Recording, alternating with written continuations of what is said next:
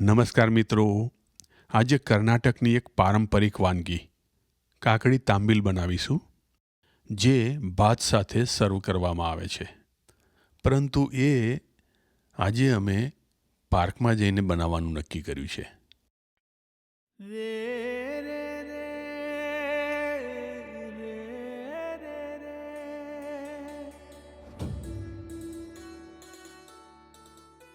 જ્યાં તક એટલે કે ઓપોર્ચ્યુનિટી વધારે હોય ત્યાં ચેલેન્જીસ પણ વધુ હોય. આ રાખડી મચ્છરથી રક્ષણ માટે. મને અહીંના મચ્છર કરડે તો 2-3 દિવસ સુધી ખંજવાળ આવે છે અને ખંજવાળ બીજે દિવસથી ચાલુ થાય છે. મચ્છરો જીન્સને પણ કોચી નાખીને કરડે છે અને એની સોય એવી શાર્પ કે કરડી ગયા પછી જ ખબર પડે કે કંઈક કરડ્યું છે.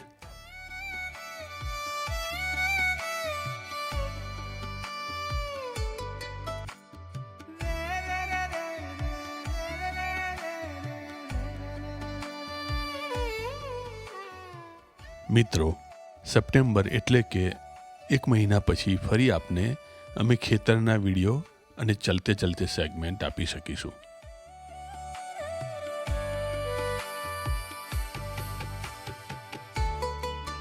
આજે વાતાવરણ બહુ સરસ છે અને વીકેન્ડ છે, તો ઘરથી નજીક એક સરસ પાર્કમાં આવ્યા છીએ.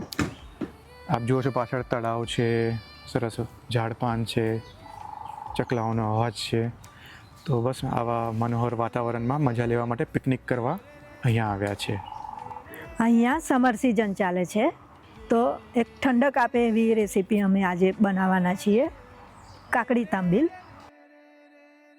મિત્રો, આપણી અંદરનું બાળક જ્યાં સુધી જીવતું રહે છે ત્યાં સુધી આપણને ઘડપણ જાજુ કઠિન લાગતું નથી.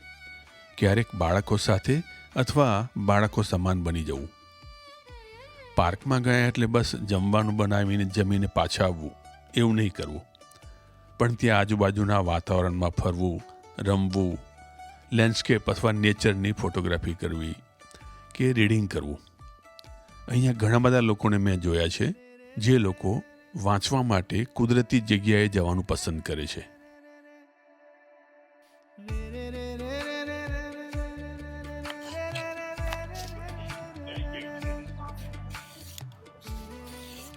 કાકડી તાંબીલ એક કર્ણાટકની આઈટમ છે, જે ગરમીમાં આપણને ઠંડક આપે એવી છે. એના માટે આપણે એક કાકડી લીધી છે, એની છાલ કાઢી લઈએ.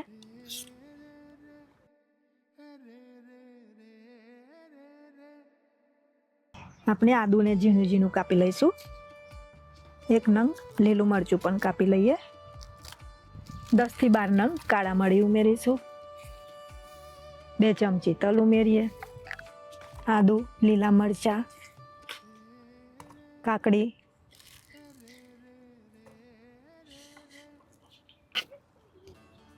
લીલું નાળિયેર ઉમેરીશું.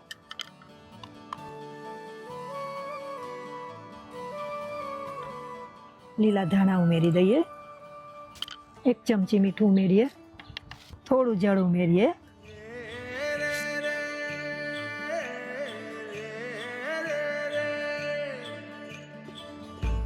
દહીંની આપણે ઘરેથી છાશ બનાવીને લઈ આવ્યા છે.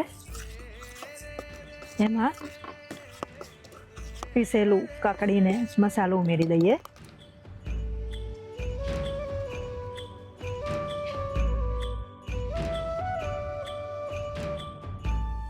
આપણે વઘાર કરી લઈએ. 2 ચમચી જેટલું તેલ મૂકીશું. 1 ચમચી રાઈ ઉમેરીએ. 1 ચમચી જીરું ઉમેરીશું. લાલ મરચાંના ટુકડા ઉમેરીએ. થોડી હિંગ ઉમેરીશું. મીઠી લીમડીના પાન ઉમેરીએ. આપણે વઘારી દઈએ.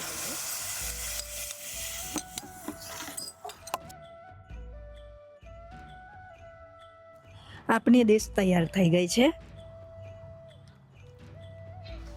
મિત્રો, અમારું અમેરિકા આવવાનું પ્રયોજન અમારા સમાજનો 3 દિવસનો એક મહોત્સવ છે અને એ 3 દિવસોના ગીતો તથા નાટકોનું રેકોર્ડિંગ અને સંગીત એની જવાબદારી મારી છે. તો એ પૂરું થયા પછી તમને ખેતરના વિડીયો ચોક્કસ જોવા મળશે. તો આવતા વિડીયોમાં ફરીથી મળીએ. જય ભારત, વંદે માતરમ.